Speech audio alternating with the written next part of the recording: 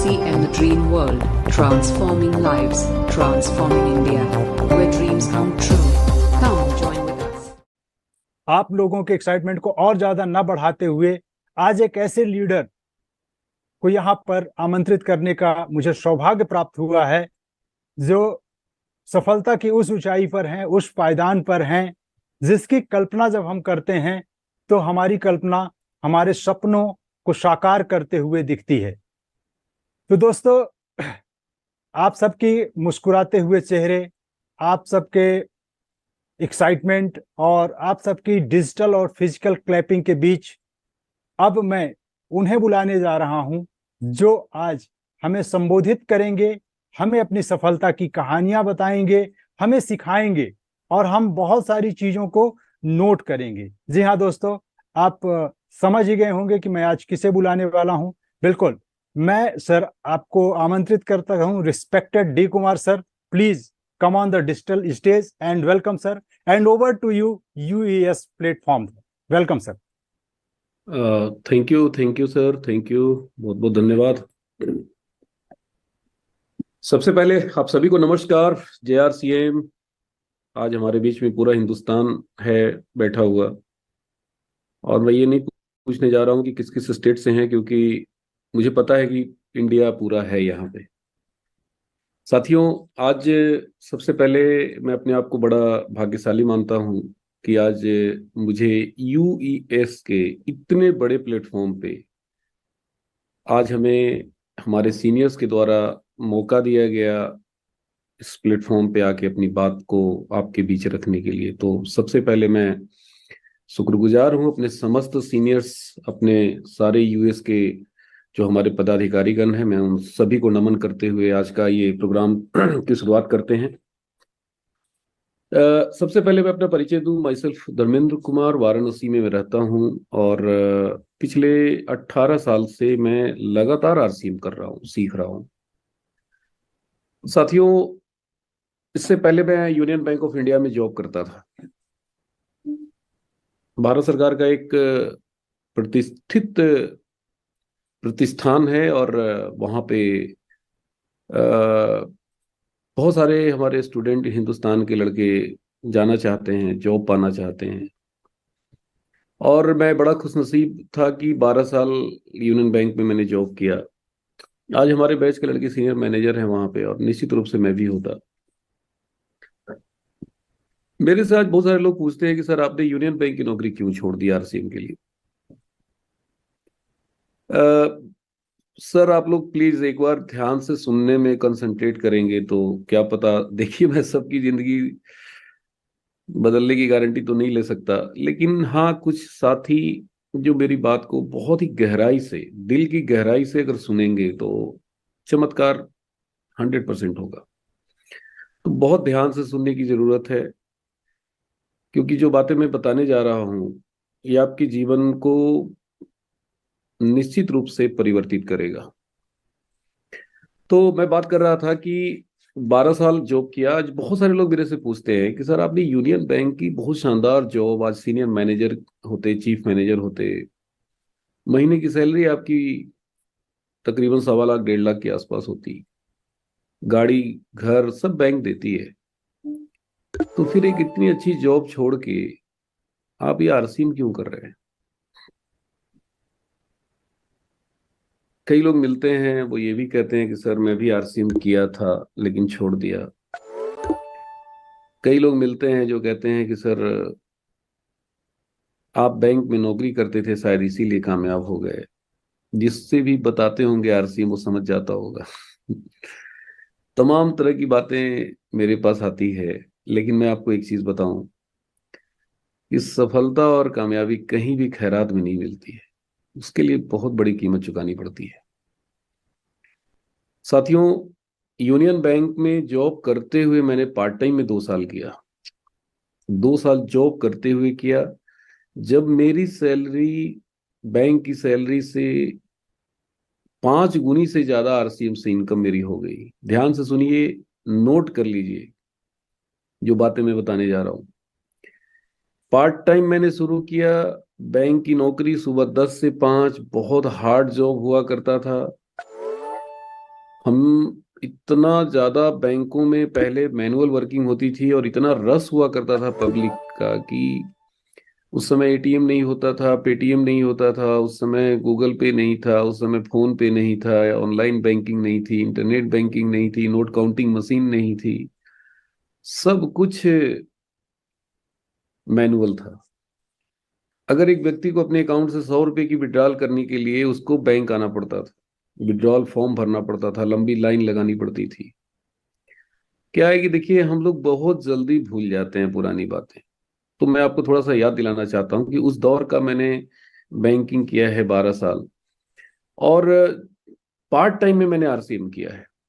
आपको मैं बताऊंगा तो आप हैरान हो जाएंगे कि ज्यादातर मैं कुर्सी पे बैठ के काम नहीं करता था बैंक के अंदर, स्टैंडिंग पोजीशन में काम किया करता था, क्योंकि पब्लिक इतनी ज्यादा भीड़ होती थी। कोई ऐसा दिन नहीं था जिस दिन 750-800 वाउचर हम लोग अकेले हैंडल न करते हो। तो बहुत थक जाया करते थे। शाम के टाइम में जब भी ड्यूटी से आते थे तो घर पे बात नहीं करते थे, 1 घंटा तक तो बिस्तर पे लेटे रहते थे, फिर थोड़ी देर बाद उठते थे, चाय पीते थे। बच्चे भी नहीं आते थे मेरे पास, फटकते थे, क्योंकि उनको पता था कि पापा थक के आ रहे हैं। अब आप अंदाजा लगा सकते हैं कि ऐसी स्थिति के बाद मैंने आरसीएम शुरुआत किया और मैंने काम किया। आज बहुत लोग मेरे को बोलते हैं कि सर मेरे पास समय नहीं है, मेरे पास टाइम नहीं है। तो मैं बताऊं आपको कि 30 किलोमीटर अप और 30 किलोमीटर डाउन ट्रेन से मैं किया करता था पास बनवा के। और ट्रेनों की स्थिति ऐसी थी कि 30 किलोमीटर की डिस्टेंस 1 घंटा लगा दिया करता था, पैसेंजर से आते जाते थे। 2 घंटा तो आने जाने में चला जाता था। सुबह 8 बजे निकलते थे बैंक जाने के लिए, और शाम आते आते 6:30-7 बज जाता था। और उसके बाद हमने आरसीएम किया, पार्ट टाइम में किया। मेरी 6वें महीने रॉयल्टी आई थी, 22,000 का चेक था मेरा आरसीएम से, 6वें महीने पार्ट टाइम में। 1 साल के अंदर मैंने इस बिजनेस से कार खरीदी। दूसरा साल पार्ट टाइम करते करते मेरी सैलरी से 5 गुनी से ज्यादा आने लग गई, बढ़ते बढ़ते। और तब मैंने डिसीजन लिया कि यार जब मेहनत करना है तो फिर आरसीएम में करेंगे, ये अपना बिजनेस है, अपना काम है। और फिर मैंने बैंक से, ऐसा नहीं था कि मैंने रिजाइन किया, मैंने बैंक से लीव सैंक्शन कराई, 6 महीना लीव विदाउट पे। और फिर बैंक गए नहीं, 2 साल हम अनऑथराइज लीव पे रहे। बाद में बैंक से कॉल आया कि अगर आप जॉब कंटिन्यू नहीं करना चाहते तो आप रिजाइन करो। देन मैंने डिसीजन ले चुका था कि मुझे रिजाइन करना है। 2 साल पार्ट टाइम किए, 2 साल छुट्टी लेके किए, और 4 साल के बाद हमने यूनियन बैंक को टाटा कर दिया।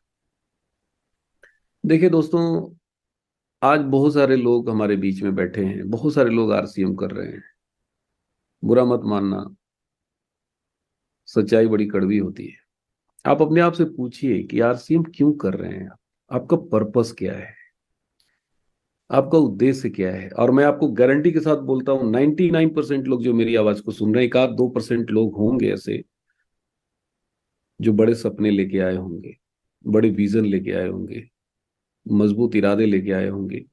वरना 99% लोग ऐसे हैं आरसीएम में जिनको कोई काम नहीं मिलता, जो हर जगह फेल हो जाते हैं, जो आ, सरकार उनको 10,000 रुपए की जॉब के लायक नहीं समझती है, उनके पास कोई ऑप्शन नहीं होता है, तो वो सोचते हैं कि चलो यार कहीं हाथ पांव मार लेते हैं आरसीएम में, शायद कुछ हो जाए शायद कुछ हो जाए, शायद मेरा भी कुछ लॉटरी लग जाए, शायद कोई मिल जाए अच्छा आदमी और हमारा काम हो जाए। तो देखिए दोस्तों, जीवन में निर्णय का बहुत महत्व होता है। आप अगर ये सोच के आए हैं आरसीएम में कि शायद कुछ हो जाए, चलो दाल रोटी की व्यवस्था कर लेते हैं, तो ये बिजनेस आपके लिए इतना मुश्किल है, इतना मुश्किल है, इतना मुश्किल है कि दशरथ मांझी ने तो पहाड़ तोड़ दिया था, रास्ता बना दिया था आपको उस पहाड़ से भी कठिन लगेगा। ध्यान से सुनिएगा मैं क्या बोल रहा हूँ। What I want to give you message, you just try to follow it. मैं आपको ये एहसास कराना चाहता हूँ। देखिए, मैं दाल रोटी के लिए नहीं आया था आरसीएम। मुझे एक मीटिंग्स में ले जाया गया था, मेरा छोटा भाई पकड़ के ले गया था, और वो मीटिंग थी हमारे परम आदरणीय सुजीत कुमार सिंह जी, जो आज हमारे अपलाइन हैं, हमारे सीनियर अपलाइन हैं, आज वो सफायर हैं। और उनसे मिलने के बाद, उनको देखने के बाद, उनको सुनने के बाद मेरे अंदर एक विश्वास जगी कि यार जब सुजीत कुमार सिंह जी कर सकते हैं आरसीएम से, बड़ी इनकम ले सकते हैं, तो मैं क्यों नहीं ले सकता। और मैंने वहां से डिसीजन लिया, निर्णय लिया। और निर्णय लेने के बाद ऐसा कभी नहीं हुआ कि मेरे अपलाइन का फोन आया हो कि धर्मेंद्र जी आज प्लान दिखाया कि नहीं। कभी नहीं फोन आया, नेवर। देखो मैं क्या कहना चाहता हूँ, कई लोग कहते हैं सर मेरे अपलाइन का तो फोन ही नहीं आता, मेरे नीचे कोई अच्छा आदमी नहीं है, क्या करूं सर, मैं करना तो चाहता हूं लेकिन हमारे आर्थिक स्थिति बहुत खराब है। कुछ लोग कहते हैं मेरी पत्नी नहीं करने देती है, कुछ लोग कहते हैं मेरा पति नहीं करने देता है, कुछ लोग कहते हैं मेरे पापा नहीं करने देते, कुछ लोग कहते हैं मेरा भाई नहीं करने देता। अरे भाई साहब कितना बहाना बनाओगे यार। जिस दिन आप ठान लोगे ना कि मुझे करना है, इस धरती पर कोई पैदा नहीं हुआ है कि आपको रोक दे। किसी की हैसियत नहीं है, किसी की औकात नहीं है किस बिजनेस में आपको कामयाब होने से रोक दे। पत्नी क्यों रोकती है, कभी सोचा है? आपके पिताजी क्यों रोकते हैं?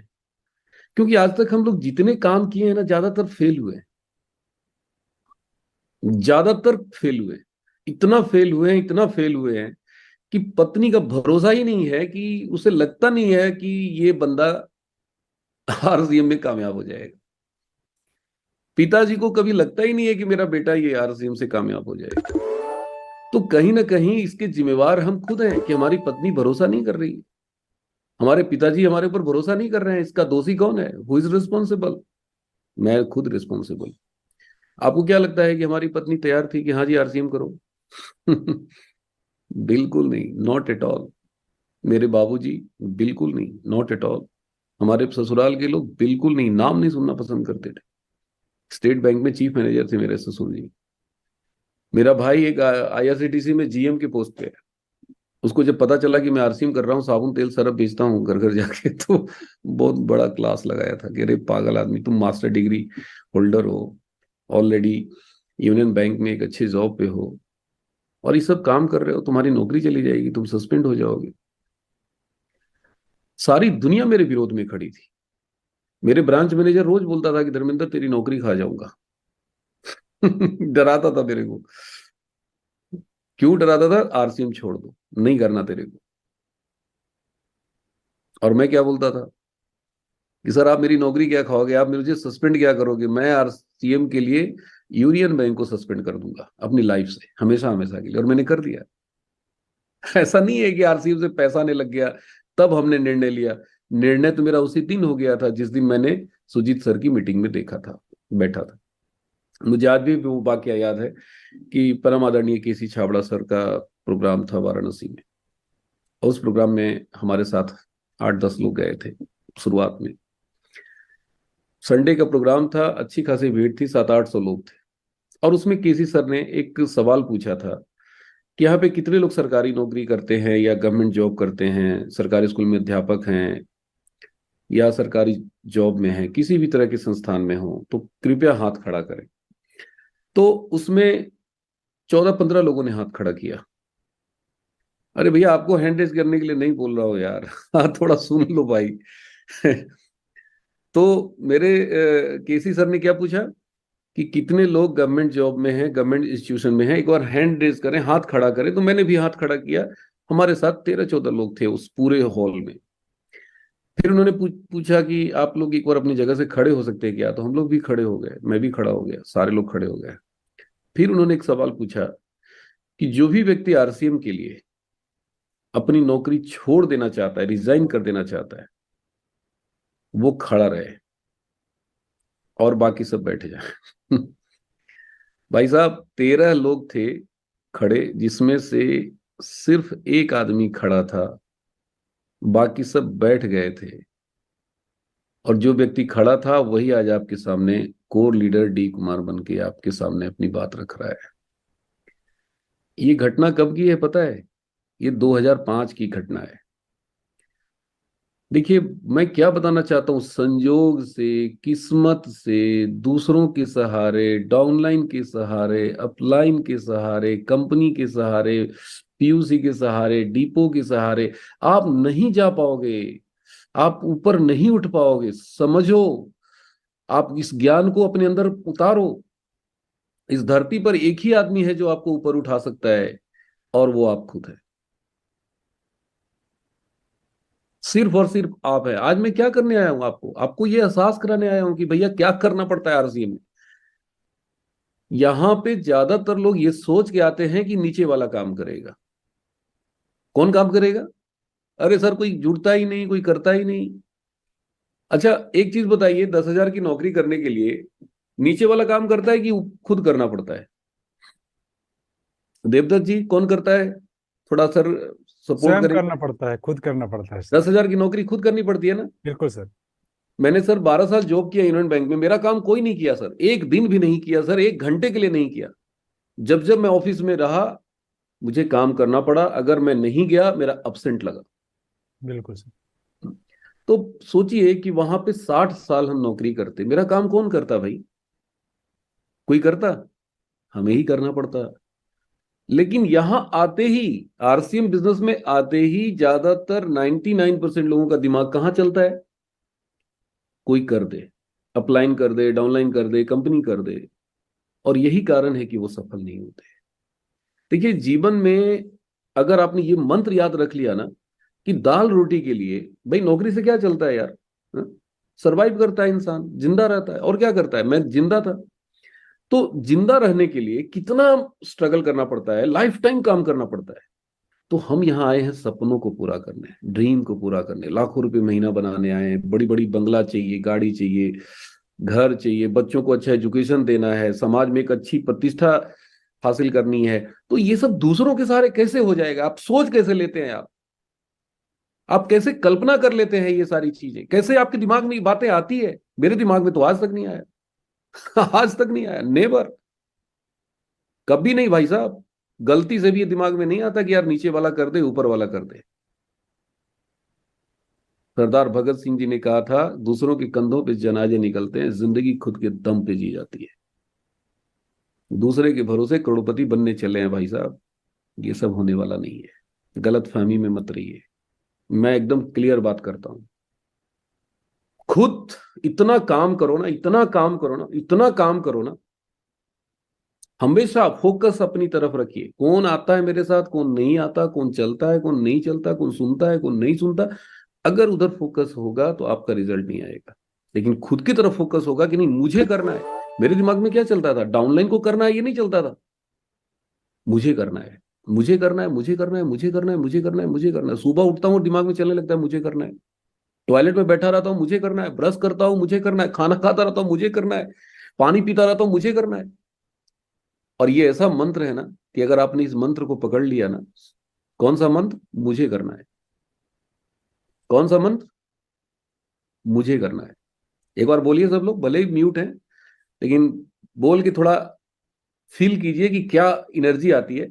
आप मुट्ठी बांध लीजिए और बोलिए, मुझे करना है, मुझे करना है, मुझे करना है, मुझे करना है, मुझे करना है, मुझे करना है, मुझे करना है, मुझे करना है, मुझे करना है, मुझे करना है, मुझे करना है, मुझे करना है। इतनी ऊर्जा आपके अंदर आ जाएगी ना, इतनी आपके अंदर आग लगेगी ना, फिर आप डाउनलाइन की तरफ नहीं देखेंगे, अपलाइन की तरफ नहीं देखेंगे। कौन चलता है, कौन नहीं चलता है, फिर उधर ध्यान आपका नहीं जाएगा। ध्यान कहाँ रहेगा? मुझे करना है।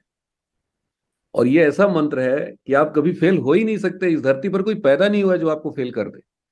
लाओ, मैं स्टाम्प पेपर पे लिख के दे देता हूं, लेकिन शर्त है लगातार चलनी चाहिए। गलती से भी दिमाग में नहीं चलना चाहिए कोई कर ही नहीं रहा है, कोई चल ही नहीं रहा है। अगर उधर गया तो फिसल गए। 24 घंटे में 25 घंटे दिमाग में क्या चलना चाहिए? मुझे करना है। देवदत्त जी, आप बोलो सर मेरे साथ, मुझे करना है, मुझे करना है, मुझे करना है। थोड़ा आवाज आपकी आएगी तो मैं थोड़ा सा और। मुझे करना है सर, मुझे मुझे करना करना है, है मुझे सर। करना है, मुझे मुझे करना करना है, है, मुझे करना है, मुझे करना है। मुझे करना बोलिए है, सब लोग एक बार मेरे साथ, मुझे करना है, मुझे मुझे करना है, करना है, मुझे मुझे करना है। करना मुझे है, मुझे करना है, करना है, मुझे करना है, मुझे करना मुझे है। करना है, क्या मुझे बात है। करना है, मुझे अच्छा, करना है। आप देवदत्त जी कुछ फील कर रहे हैं कि नहीं? बहुत बहुत ज्यादा स्ट्रांग फील कर रहे हैं सर अंदर से। क्या बात है सर। सर ये लाइन इतना पंच लाइन है, इतना पावरफुल लाइन है कि आपके अंदर अगर ये चलने लग गया ना, अंदर से आवाज आनी चाहिए। जी सर। सर आप, मतलब यहाँ पे जितने भी लोग हैं ना, सब टेक्निकल बन जाएंगे। आपके अंदर तो चल रहा है, इसीलिए आज आप हैं यहाँ पे। बट इसको पंच लाइन बनाइए, जी। ये हमेशा आपको आगे लेके जाएगा। अब हमें सफायर जाना है तो कौन करेगा? नीचे वाला करेगा। ऊपर वाला करेगा। कोई नहीं पहुंचा सकता सफायर। न टीसी छाबड़ा जी पहुंचा सकते हैं, न बीसी जी पहुंचा सकते हैं, न केसी जी पहुंचा सकते हैं, न सुजीत कुमार सिंह पहुंचा सकते हैं, न मेरा डाउनलाइन पहुंचा सकता है। कोई नहीं पहुंचा सकता है। सिर्फ एक ही मंत्र, मुझे करना है, मुझे करना है, मुझे करना है, मुझे करना है, मुझे करना है, मुझे मुझे करना करना है, है, मुझे करना है, मुझे मुझे करना करना है, है, मुझे करना है। मुझे करना है। और ये लाइन आपको ना, क्या मैं बताऊं, आपको वहां लेके चला जाएगा ना जिसकी आप कल्पना नहीं की। तो मैं जब शुरू किया था आरसीएम बिजनेस के अंदर, तो मेरे दिमाग में क्या चलता था? मुझे करना है, मुझे करना है, मुझे करना है, मुझे करना है, मुझे करना है, मुझे करना है, मुझे करना है, मुझे करना है। और ये लाइन, पंच लाइन मेरे को इतना स्ट्रांग बना दिया कि फिर मैं पीछे मुड़ के नहीं देखा। ये नहीं देखा कि यार कौन छोड़ दिया, कौन चल रहा है, कौन नहीं चल रहा है। दिमाग में बस एक ही चल रहा था, मुझे करना है। होम मीटिंग किसको करना है? मुझे करना है। प्लान किसको दिखाना है? मुझे दिखाना है। घर घर प्रोडक्ट किसको पहुंचाना है? मुझे पहुंचाना है। पूरी ताकत से मैंने काम करना शुरू कर दिया। मैंने गोल सेट किया। मेरे अपलाइन ने कहा कि इस बिजनेस को क्यों करना चाहते हो, पहले ये तय करो। आपका जब तक क्यों क्लियर नहीं होगा, आप कामयाब नहीं हो पाएंगे। मैंने कहा सर बहुत पैसा वाला बनना चाहता हूं। बोले नहीं बन पाओगे। मैंने कहा सर फिर बताओ, आप गाइड करो। मैं उन्होंने कहा कि जब आप छोटे थे, जब 4 साल 5 साल के थे, तो याद करो आपको सबसे ज्यादा किस चीज की तड़प होती थी, किस चीज के तरफ दिमाग जाता था। तो इंसान कहाँ याद रखता है, सब भूल जाता है। मैं रात में आके सोचने लगा कि यार छोटा था तो मैं क्या सोचता था, किस चीज के बारे में सोचता था। अचानक से मुझे याद आया कि एक बार बड़े भाई, बड़े भैया मेरे हैं एसबी शर्मा जी, अभी आरसीए में एम्ब्रॉयड हैं वो भी। तो बड़े भैया के दोस्त आए थे और उनको मैं पानी पिलाने के लिए, उन्होंने बोला कि पानी लेके आ जाओ, तो मैं पानी सर्व कर रहा था। तो उसी दरमियान भैया के दोस्त ने एक सवाल पूछा मेरे से कि अच्छा बताओ बड़ा होके क्या बनोगे। जनरल पूछा जाता है, अक्सर हम लोग भी पूछते हैं बच्चों से। तो मैं सोचने लगा कि यार बड़ा होके मैं क्या बनना चाहता हूँ। अचानक से मुझे दिमाग आया कि जो बस चलती थी हमारे साइड में, तो उस बस में एक ड्राइवर होता था। तो बस में इतनी भीड़ हो जाती थी कि सारे लोग खड़े रहते थे, कुछ लोग ऊपर बैठ जाते थे, और ड्राइवर जो होता था उसकी कुर्सी पे कोई नहीं बैठता था। सारे लोग खड़े हैं, अस्त व्यस्त हैं, लेकिन ड्राइवर की कुर्सी को कोई टच नहीं करता था, और ड्राइवर सबसे लास्ट में आता था। सबसे लास्ट में आता था, ड्राइव करके निकल जाता था। तो मेरे को लगता था यार इससे बड़ा अधिकारी, इससे बड़ा आदमी कोई हो ही नहीं सकता है। तो मैंने क्या बोला अपने भैया के दोस्त को कि मैं ड्राइवर बनूंगा बड़ा होके। तो बड़े भैया को बड़ा गुस्सा आया, उन्होंने एक थापड़ मेरे को झापड़ लगा दिया। मैं जाके घर में सोचने लगा कि यार मैंने क्या गलत बोल दिया। इतना बड़ा चीज ओहदा होता है ड्राइवर बस का। मेरे सीनियर ने इसी चीज को पकड़ा। मैंने उनको फोन करके बताया कि सर बचपन में मैं ऐसा ऐसा हुआ था घटना। उन्होंने कहा कि डी कुमार जी, आपको गाड़ी चलाने की तलब थी बचपन में, आप ड्राइवर बनना चाहते थे, आप बन गए बैंकर। तो मैंने कहा सर क्या करना चाहिए, अब ड्राइवर बनूं, ट्रक चलाऊं? बोले नहीं नहीं, ड्राइवर नहीं बनना है, अपनी कार की ड्राइवर बनना है। अपनी कार का सपना बनाओ। 1 साल के अंदर विजुअलाइज करो कि आपके पास कार है, विजुअलाइज करो कि आप ड्राइविंग सीट पे बैठे हो। सर मैंने ये काम करना शुरू किया। 1 साल का मैंने गोल सेट किया कार का।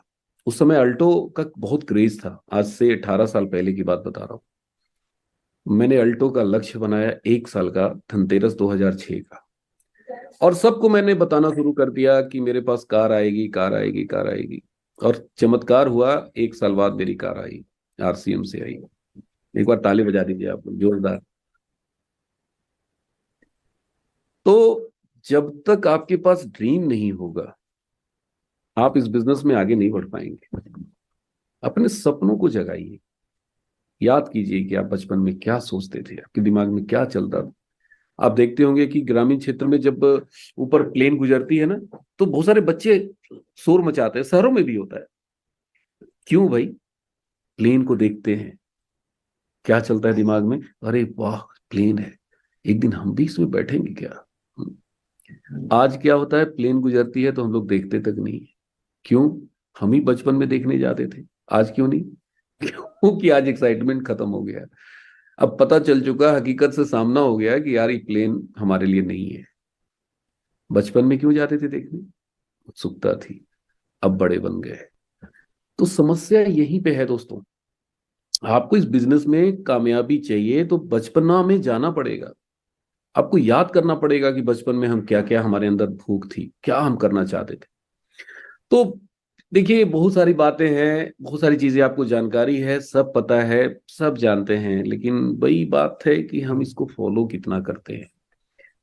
अभी हम लोग संतोष नायर जी के ट्रेनिंग प्रोग्राम में थे दिल्ली में, तो संतोष नायर जी ने एक बहुत बढ़िया बात बताई थी, एक्रेशिया। ज्यादातर लोग एक्रेशिया से पीड़ित हैं, जानते तो सब हैं, मानते भी हैं, लेकिन करते नहीं।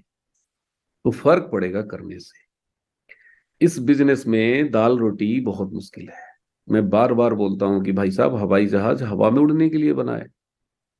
अब कोई कहे कि नहीं मैं इसको सड़क पे दौड़ाऊंगा, आप बताइए हवाई जहाज सड़क पे दौड़ सकता है? नहीं दौड़ सकता। कार सड़क पे चलने के लिए बना है। अब कोई बोले इसको हम ट्रैक्टर के साथ रेस कराएंगे खेत में, अरे भाई साहब, खेत में ट्रैक्टर चलेगा, कार नहीं चलेगा। ट्रेन पटरियों पे चलने के लिए बना है।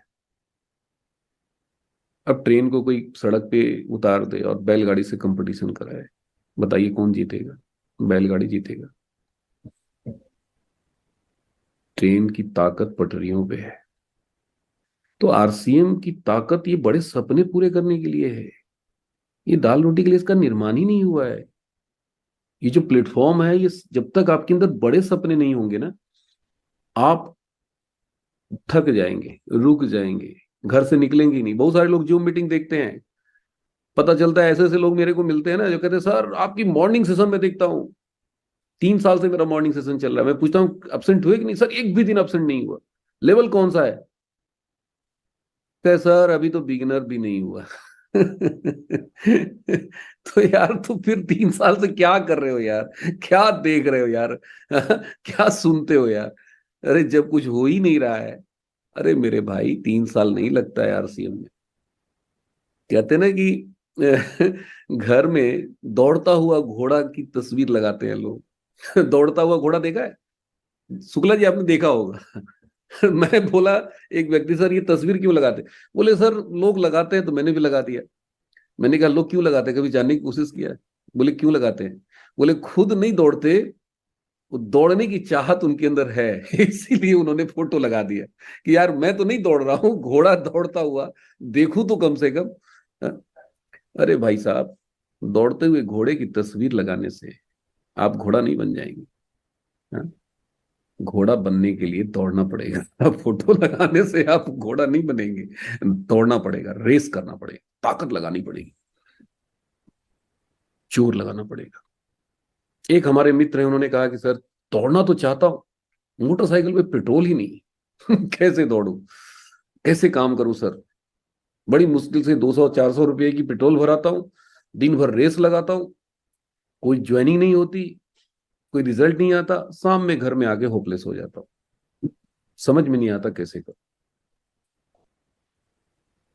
आज शुक्ला जी है कि नहीं, इस तरह की घटनाएं हो रही है कि नहीं? किसी हर जगह होगा। यहाँ पे भी बहुत सारे हमारे भाई लोग होंगे जो करना तो चाहते हैं, लेकिन उनके पास बाइक में भराने के पेट्रोल के पैसे नहीं है। तो मैं आपको बता दूं मेरे दोस्त, मेरे भाई, देखिए आरसीएम में ना हर समस्या का समाधान है। जिसके अंदर आग होती है ना, जिसके अंदर कुछ कर गुजरने का जज्बा होता है ना, वो ये सब समस्या उसको दिखती नहीं है। हमारे एक मित्र हैं, उन्होंने कहा मेरे से कि सर मेरे पास पेट्रोल के भराने के पैसे नहीं है, कैसे करूं आरसीएम? मैंने उनको बोला कि सर बाइक से चलना जरूरी है क्या? साइकिल से चलो ना। बोले सर साइकिल भी खराब है। मैंने कहा बनवा लो।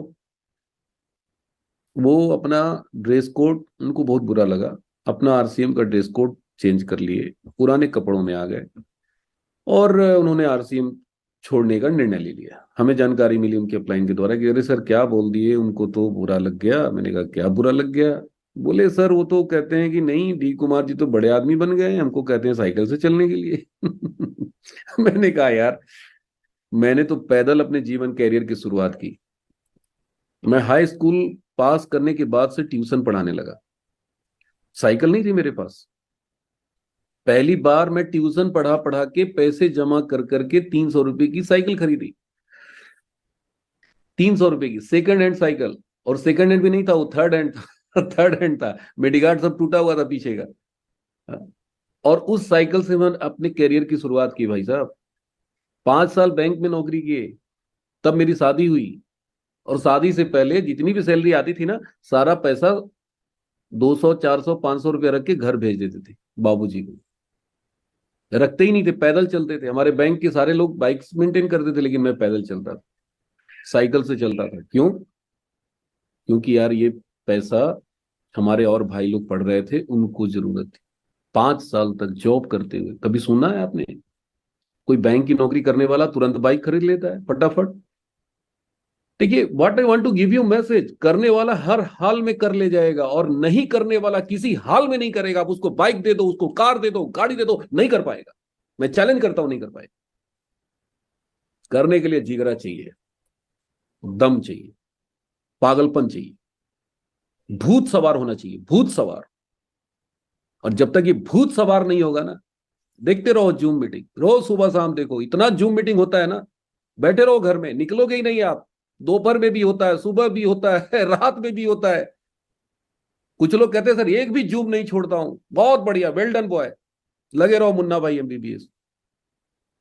अरे मैदान में जाना पड़ेगा यार, लड़ना पड़ेगा, दुनिया से लड़ना पड़ेगा, नकारात्मक लोगों से लड़ना पड़ेगा, भिड़ना पड़ेगा। कोट और टाई पहन के मैं सुबह निकल जाता था। ऑफिस जाने से पहले जब तक मैं 5 लोगों को प्लान नहीं दिखा लेता था ना, तब तक न ब्रश करते थे न खाना खाते थे। ऑफिस जाने से पहले की बात बता रहा हूं। सुबह होने का इंतजार करते थे। रात 12 बजे से पहले कभी घर के अंदर पैर नहीं रखे। क्यों? दाल रोटी के लिए दौड़ रहे थे, भूखे मर रहे थे। क्यों भाई? कार के लिए। कार कार चाहिए था मुझे, गाड़ी चाहिए थी मुझे। 1 लाख रुपए महीने की इनकम का मैंने गोल सेट किया था। तो जब तक इस तरह का पागलपन नहीं चाहिए ना, 12 बजे रात में मैं घर आ जाता था। पता है क्यों आता था घर? क्योंकि 12 बजे के बाद कोई मिलता ही नहीं था। 12 बजे रात के में किसके घर जाएंगे उसके बाद? बहुत दर्द होती थी कि काश यार भगवान 24 घंटा दिन होता, उजाला होता। क्योंकि उस समय नौकरी छोड़ नहीं सकता था मैं, मेरी मजबूरी थी जॉब। और मैं आप सबको भी यही बोलूंगा कि जो भी साथी पार्ट टाइमर हैं, वो पार्ट टाइमर ही करें। आरसीएम को बिल्कुल अपना जॉब ना छोड़े, दुकान धंधा ना छोड़े, बिल्कुल मत छोड़िए। बहुत लोग ये गलती करते हैं, अपना धंधा छोड़ देते हैं, दुकान छोड़ देते हैं, नौकरी छोड़ देते हैं। अब उनका इनकम का जरिया खत्म हो जाता है, उनका ऑक्सीजन सिलेंडर कट जाता है। तो बहुत इंपॉर्टेंट चीज मैं बता रहा हूं, ये पार्ट टाइम बिजनेस है। सतीश पंडित जी की टेप सुनिए। तो देखिए दोस्तों, मैं क्या कहना चाहता हूं कि जीवन में गोल सेट करिए, सपनों को जगाइए। बीसी छाबड़ा जी की एक ट्रेनिंग अटेंड मैंने किया था, उसमें उन्होंने कहा था, अरे जिंदगी तो 4 टांग वाला भी काट लेता है। 4 टांग वाला भी दिन भर काम करता है, उसको भी रात में सानी पानी मिल जाती है, खाना पीना मिल जाता है, जिंदा वो भी है। और हम 2 टांग वाले भी जिंदा ही हैं। तो हमारी जिंदगी और 4 टांग वाले की जिंदगी में क्या फर्क है? हिला दिया था ये रात में, जब मैं सोचने लगा कि सर तो सही बोल रहे हैं। हम भी तो दिन भर बैंक जाते हैं, ड्यूटी करते हैं, रात में खाना पीना खा के सो जाते हैं। उन्होंने कहा था कि जीवन ये 2 टांग भगवान भगवान ने दिया है, पूर्व जन्म में कोई अच्छा कर्म किए थे इसलिए दिया है। जरा सोचो गहराई से कि भगवान अगर 2 टांग और दे देता तो कितने हो जाते? 4। और किसी 4 टांग वाले को देखा है, कोर लीडर को? यार कोर लीडर तो 4 टांग वाले होते हैं। मेरा तो भगवान ने 2 ही टांग दिया। किसी कोर लीडर को देखा है? 2 दिमाग, 2 सर। सबके एक ही हैं, आपके भी एक ही हैं। तो ऊपर वाले ने अपॉर्चुनिटी दिया है। सोचिए जरा, गलती से 2 टांगा और मिल जाता तो कितने हो जाते? 4। क्या करते? आरसीएम करवाते। मेरे को जब भी कोई प्लान दिखाता हूं, बताता हूं, और जैसे ही बोलता है ना कि यार मेरे से नहीं होगा, तो मेरे अंदर कानों में आवाज पता है क्या आ जाती है? भैं। मैं समझ जाता हूँ यार ये 4 टांग वाला है, निकलो यहां से। अरे क्यों नहीं होगा यार? आप ही से होगा, आप ही के लिए है आरसीएम। भाई साहब, मौका है, पकड़ो, पूरी ताकत लगा दो, पूरे जुनून के साथ करो। ये बहाने बनाने वाले लोग, समस्या देखने वाले लोग, मैं क्या बताऊं। कहते ना कि ऐसे लोगों के पास अवसर आती है, लेकिन उनको अवसर शोर सुनाई देता है। शोर, शोर समझते हैं? लाउड। कहते हैं कि सर आपकी यहाँ मीटिंग में जाता हूं ना तो माइक इतनी तेज बजती है ना कि सर पकड़ लेता है। शुक्ला जी, हाँ? होता है कि नहीं होता है सर? एक से एक बहाने रहते हैं लोगों के पास। शोर होता है, अभी उनको शोर सुनाई देता है, लाउड सुनाई देता है, जी। उनको अवसर दिखाई नहीं देता, अपॉर्चुनिटी दिखाई नहीं दे रहा है। आज बहुत बड़े बड़े आर्थिक संगठन, फिक्की जैसी संगठन, केपीएमजी जैसी संगठन, बड़े बड़े अर्थशास्त्री क्या भविष्यवाणी कर रहे हैं कि India 2040, Bharat 2040 direct selling industry में नंबर 1 होगा। ये हम नहीं बोल रहे हैं, हमारे कंपनी के मालिक नहीं बोल रहे हैं, कंपनी के लीडर नहीं बोल रहे हैं। आप देखिए, डाटा देखिए, 13.3% का ग्रोथ है। पूरी दुनिया में अगर सबसे तेज गति से अगर कहीं डायरेक्ट सेलिंग इंडस्ट्री काम कर रही है तो इंडिया में कर रही है। पूरे वर्ल्ड में 1%, 1.5%, 2%, 3% से ज्यादा ग्रोथ कहीं नहीं है, बट इंडिया में 13% ग्रोथ है भाई साहब, 13% ग्रोथ है। और जो ग्रोथ है, इसका जो कैलकुलेशन है, 2040 आते आते भारत नंबर 1 पे बनेगा, गारंटी। आप करोगे तो भी, नहीं करोगे तो भी होगा। अब सोचिए जरा सा, अभी 2023 है, अगले 17 साल बाद 2040 आएगा। अब आप कर लेंगे, आज मेहनत कर लेंगे, पसीना बहा लेंगे, 2040 में डायमंड होंगे। आप स्टार भी नहीं होंगे, डायमंड होंगे। और क्या पता डायमंड से भी ऊपर क्राउन डायमंड चले जाए। अब आप सोच रहे होंगे आपको 18 साल लग गए, मेरे को 17 साल में आप डायमंड बना रहे हो। अरे भाई साहब, पहले था 2 लेन सड़क, एक ही तरफ से आती थी, एक ही सड़क से जाती थी। अभी 4 लेन रोड बन गया। अब आप बताइए, डिस्टेंस उतने ही समय में तय होगी कि आधे समय में तय होगी, कि और आधे समय में तय होगी? तो अभी हाईवे बन चुका है आरसीएम में। मुझे याद है जब हम लोगों ने शुरुआत करी थी, 250 किलोमीटर की दूरी से हम पिकअप सेंटर पे वो मंगाते थे, किट मंगाते थे। हर हफ्ते किट, यहाँ पे मुगल सराय मेरा पोस्टिंग था और कानपुर से मैंने, डिपो से मैंने सामान मंगवाया। पटना, बिहार की राजधानी पटना में था उस समय डिपो, वहां से सामान मंगवाते थे। आज तो भाई साहब हर 2 किलोमीटर, 2.5 किलोमीटर, 5 किलोमीटर पे पिकअप सेंटर है।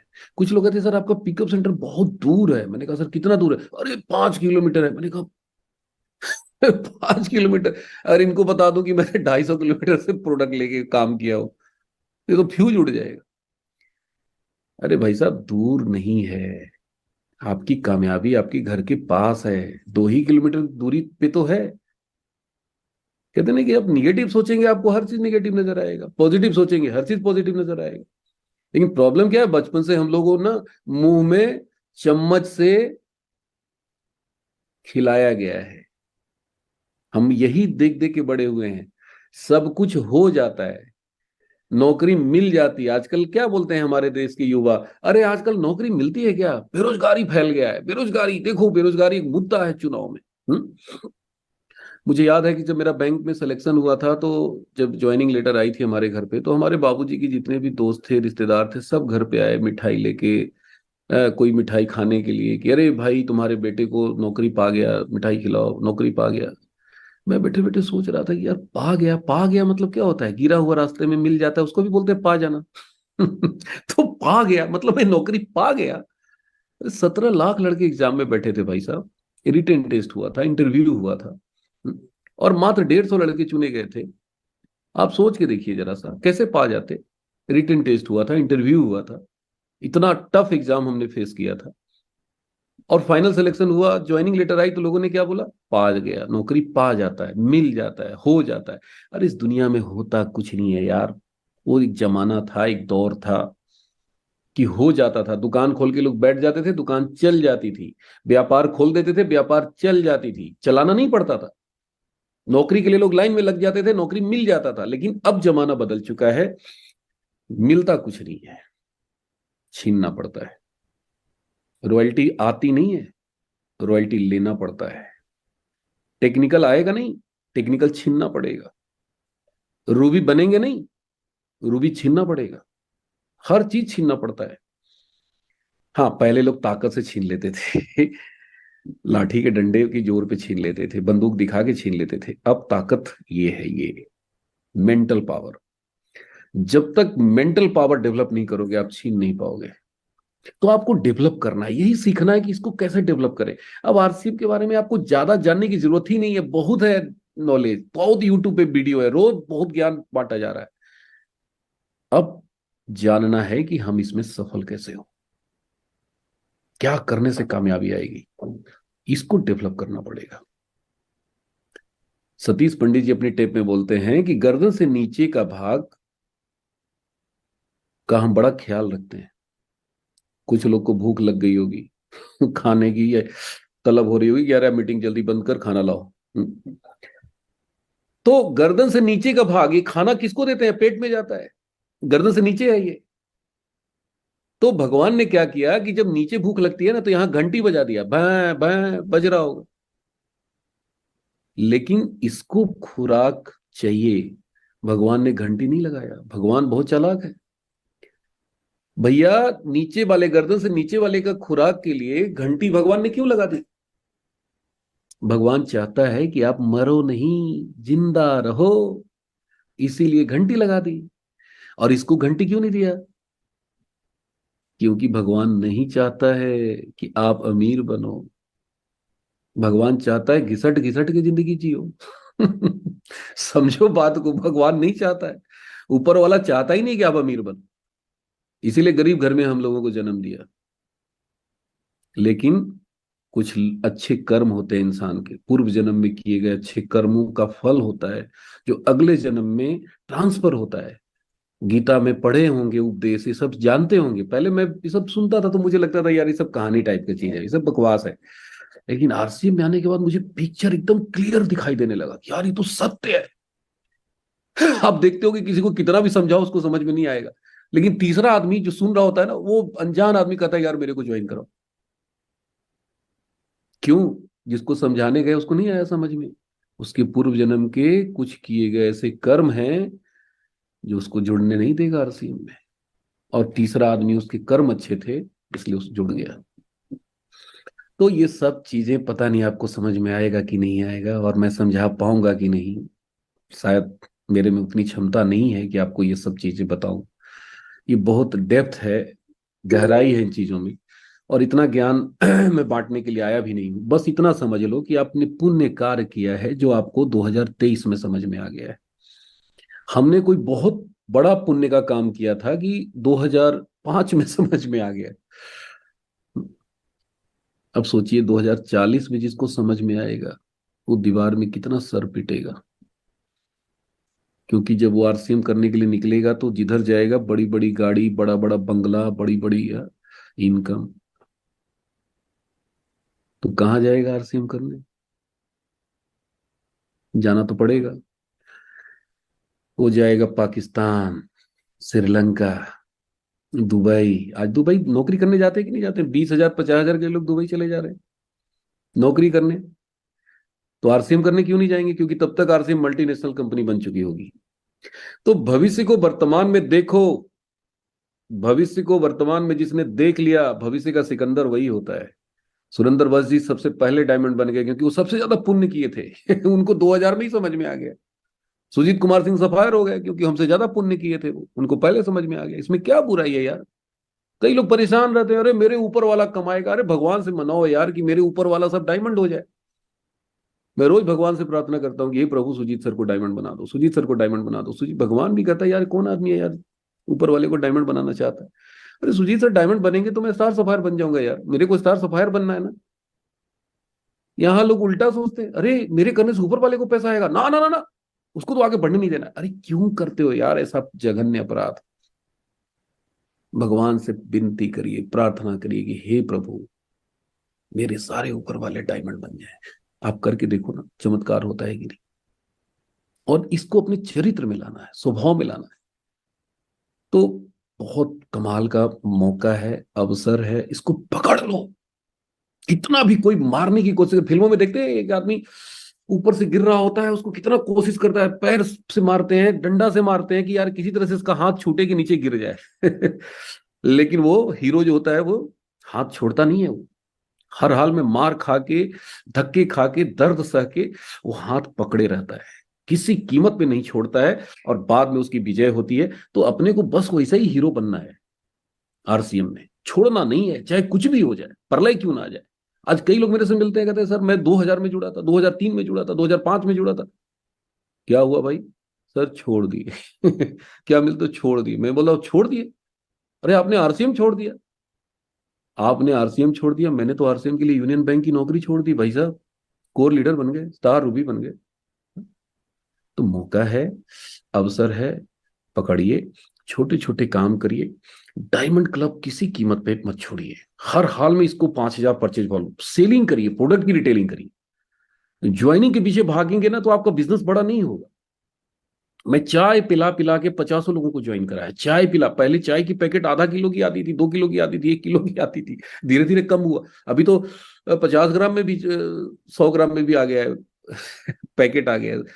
तो सोचिए कि उस समय 1-1 केजी, आधा केजी का पैकेट होता था, आधा केजी का खोल देते थे सामने, कहते थे सर देखो ये आरसीएम की चाय है। अगर हम पुड़िया में ले जाएंगे तो कहेगा कि अरे ये बाहर का कोई चाय लेके आ गया हो। लोग नहीं मानते ना। अब सोचिए 50 से ज्यादा लोगों को मैंने ज्वाइन कराया सिर्फ आरसीएम की चाय पिला पिला के। प्रोडक्ट पर काम करिए। फेसवाश आरसीएम का फेसवाश दे दे के कम से कम 50 लोगों को मैंने ज्वाइन कराया। इतना बेहतरीन प्रोडक्ट है हमारे पास, एक से एक प्रोडक्ट है। अभी हमारे पास न्यूट्री चार्ज का कमाल का सेगमेंट है, गामा कमाल का है, कीसोल कमाल का है, पूरे इंडिया में हंगामा कर रखा है। तो प्रोडक्ट पे काम करिए, प्रोडक्ट को आगे करिए।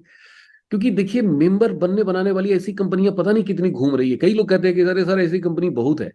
मैं कहता हूं कि बिल्कुल है, बहुत कागज पे चलने वाली बहुत कंपनियां हैं, 3rd फ्लोर 4th फ्लोर पे चलने वाली बहुत कंपनियां हैं, लेकिन हमारी कंपनी कागज पे नहीं चलती है भाई साहब, 3rd फ्लोर पे नहीं चलती है, जमीन पे चलती है। चलो भीलवाड़ा, हम भीलवाड़ा ले जाके लोगों को दिखाते हैं, कंपनी का वीडियो दिखाते हैं, यूट्यूब पे वीडियो है दिखाई।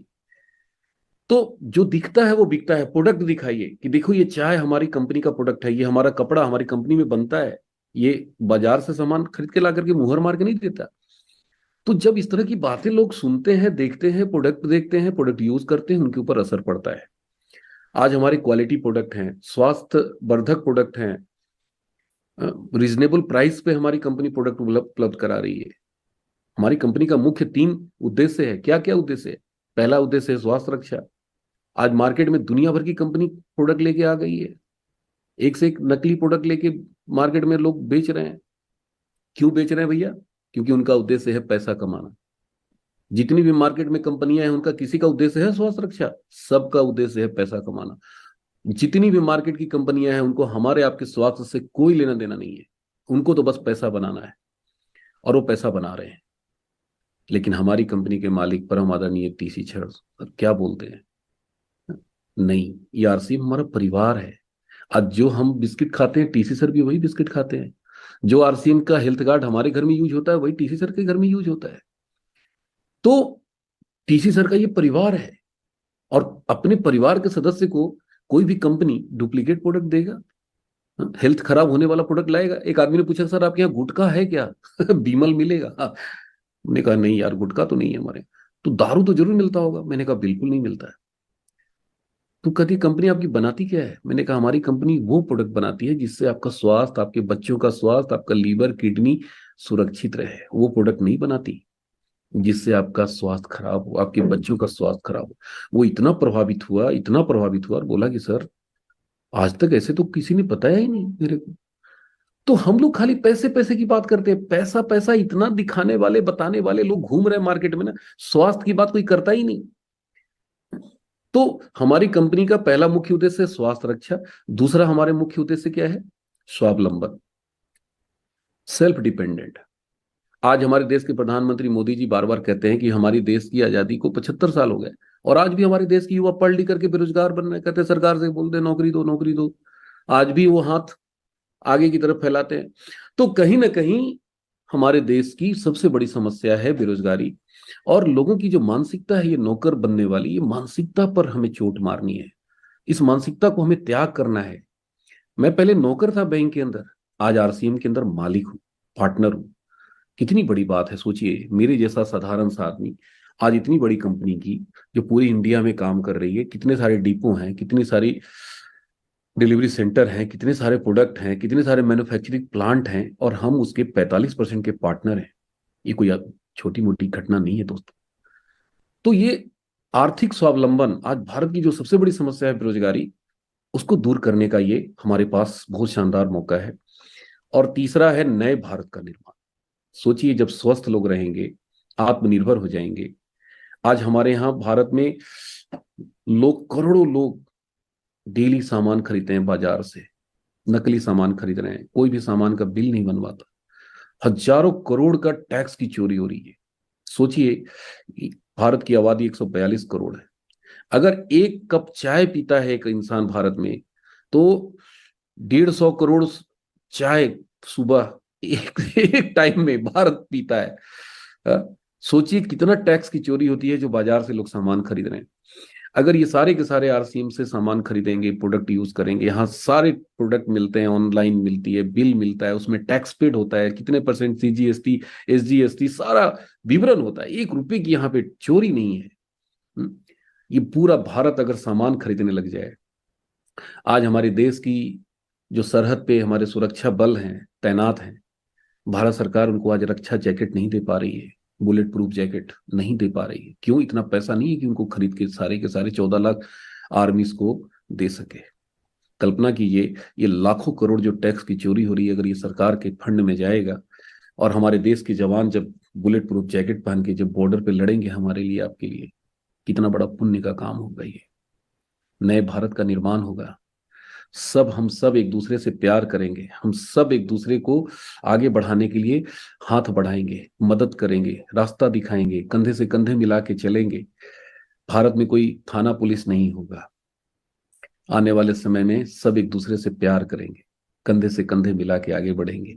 एक नमक खाएंगे, एक हल्दी धनिया मिर्ची खाएंगे, एक कपड़े पहनेंगे, एक सोच होगा, एक इरादा होगा, एक उद्देश्य होगा। सोचिए, जब पूरा भारत एक होगा, यहाँ जात पात नहीं होगा, यहाँ धर्म मजहब नहीं होगा, क्या भारत होगा। उस भारत के बारे में सोच के देखिए, रातों की नींद उड़ जाएगी। तो ये 3 मुख्य उद्देश्य हमारी कंपनी का है, और मैं आप सबसे आह्वान करता हूं, आप सभी लोगों से, जितने भी भाई हैं बहन हैं मेरी आवाज को सुन रहे हैं, ये 3 मुख्य उद्देश्य को अपने जीवन का उद्देश्य बना लीजिए। ये रुपया पैसा बहुत छोटी चीज है, जब तक नहीं आती है ना, तब तक लगता है यार रुपया पैसा बहुत बड़ी चीज है। हमारे देश में क्या है, लक्ष्मी पूजा होती है, हा? भारत में लक्ष्मी पूजा होती है, लेकिन भारत के लोग बड़े गरीब हैं। अमेरिका लक्ष्मी पूजा नहीं करता, लेकिन अमेरिका बहुत अमीर है, वहां के लोग बहुत अमीर हैं, पूरी दुनिया को वो कर्ज देता है। देखिए, मैं लक्ष्मी पूजा का विरोधी नहीं हूं, मैं खुद लक्ष्मी पूजा करता हूं, लेकिन लक्ष्मी पूजा करने से लक्ष्मी आएगी? लक्ष्मी भी कहती है कि कर्म करो, कर्म करो, मेहनत करो, परिश्रम करो, तभी हम तुम्हारे घर में आएंगे।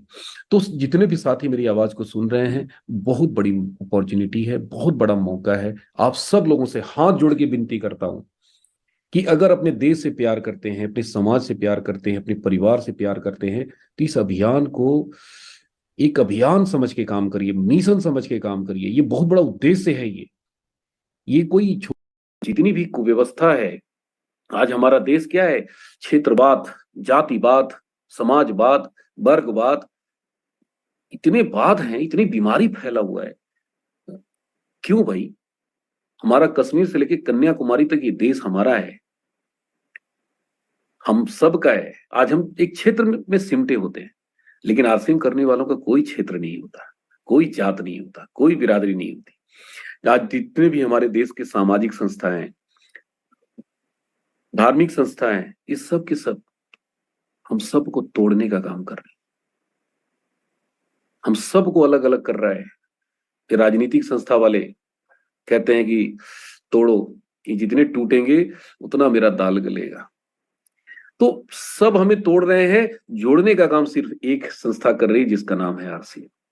तो बहुत बहुत धन्यवाद, बहुत बहुत आभार। आप सब लोगों ने मेरी बातों को सुना, मुझे बोलने का मौका दिया। तो इन्हीं शब्दों के साथ मैं अपनी वाणी को यहीं विराम देता हूं। बहुत बहुत धन्यवाद देवदत्त सर, आपने मौका दिया। Thank you. बहुत बहुत धन्यवाद सर आपका। आपने जो यहाँ पर हमें, हम सभी को मिलकर हौसला दिया है, जिस तरह से आपने आह्वान किया है, और जिस तरह से आपने अपने आज अंदर से हमें आशीर्वाद दिया है, इसका परिणाम सर आने वाले कुछ ही समय में ये पूरा देश देखेगा, क्योंकि वास्तव में आज का जो सेशन था, मेरी तो कुछ जिम्मेदारी होती है जिसके कारण मैं इस सेशन को सिर्फ 3 पेज तक नोट कर पाया हूँ। अभी मैं यूट्यूब में रिकॉर्डेड है, मैं फिर से एक बार देखूंगा, और कई बार जो लोग इस प्रोग्राम में नहीं आए हैं और जहां तक ये सेशन पहुंच सकता है मैं पहुंचाऊंगा। और मैं जिस तरह से सर ने आह्वान किया है, मैं भी आप सबसे आह्वान करता हूं कि इस मिशन में हम सब एक होकर, एक यूनिटी होकर, एक कल्चर होकर इस अभियान को आगे बढ़ाएं। और सर की कही हुई बातों से बहुत सारी चीजें आज हमने सीखा है। कैसे सर बैंक में रहकर इस बिजनेस को, सबसे पहले तो इस बिजनेस को जानने के लिए कैसे स्वीकृति दिए होंगे, फिर समझे कैसे होंगे, फिर कैसे उनका विजन क्लियर हुआ होगा, फिर कैसे अपने टाइम को मैनेज किए होंगे। बहुत सारी चीजें हैं जो एकदम डिफरेंट है उनके लिए, हमारे लिए तो आम है, क्योंकि हम बहुत, मैं जानता हूँ कि हम यहाँ पर जितने भी पार्टिसिपेंट्स हैं उनमें से ज्यादातर लोग बहुत छोटे छोटे काम करते होंगे या काम नहीं करते होंगे। तो जो सर का सब्जेक्ट था वो बिल्कुल यूनिक था आज का। और बहुत बहुत सर हम आभारी हैं आपके, जो आपने सारा कुछ आज झोंक दिया है यहाँ पर हमारे लिए। और इस मिशन पे हम जरूर आगे बढ़ेंगे आपके आशीर्वाद से। आगे आपकी अनुमति के अनुसार मैं इस सेशन को आगे बढ़ाऊं। क्या कुछ लोग हैंड रेस किए हैं? बिल्कुल बिल्कुल। तो जितने लोग भी हैंड रेस किए हैं, मैं आप सबसे निवेदन करता हूं कि आज एक संकल्प दोहराएं कि आज ने आप इस बिजनेस, आज सर की बातों से आपने क्या सीखा और आप क्या संकल्प लेते हैं। देखिए, आप सबकी तरफ से प्रणाम, जय आरसीएम, और सारी चीजें मैं करता हूं। आप बिल्कुल पॉइंट टू पॉइंट बातचीत करें ताकि हम बहुत सारे लोगों को यहाँ पर मौका दे सके जितने हैंड रेस हुए हैं। और अपना कैमरा ऑन रखें, साथ में जैसे ही आपकी बात खत्म हो तो आप अपना हैंड लो करें। मूलचंद साहू जी, वेलकम। यस सर, आज सर के माध्यम सर कि हमको इस अभियान को बिल्कुल मिलजुल के एक साथ करेंगे सर। नमस्कार गुरुदेव, जय आरसीएम सर। बहुत ही आदरणीय व्यूअर, इस वीडियो को अंत तक पूरा देखने के लिए आपका धन्यवाद। पर यदि अभी तक आपने अपने इस favourite YouTube channel RCM the dream world को सब्सक्राइब नहीं किए हैं तो कृपया इसे जरूर कर लें और घंटी के बटन को ऑन कर लें ताकि हर अपलोड होने वाली वीडियो की सूचना आपको सबसे पहले मिले। RCM The Dream World, transforming lives, transforming India, where dreams come true.